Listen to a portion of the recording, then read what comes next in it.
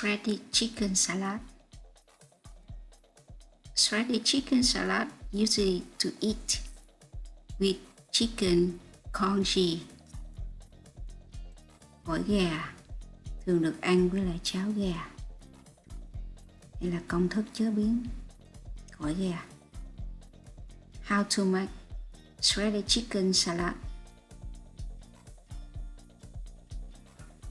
To have a good taste when steamed chicken, you should put 1 onion, 1 piece of ginger, and 1 tablespoon of powdered sugar. Bí quyết để luộc gà ngon là khi luộc, bỏ một củ hành tây, một củ gừng và một muỗng canh bột nêm vào nước khi luộc.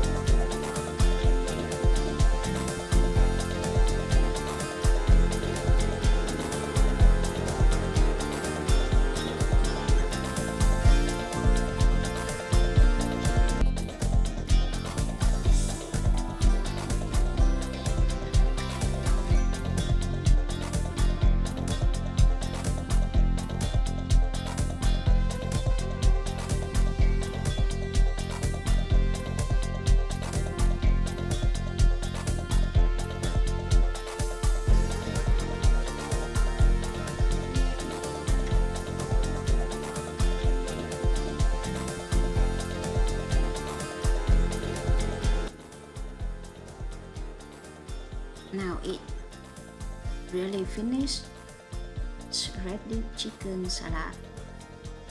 This meal usually to eat with chicken congee and to serve when the soup be hot.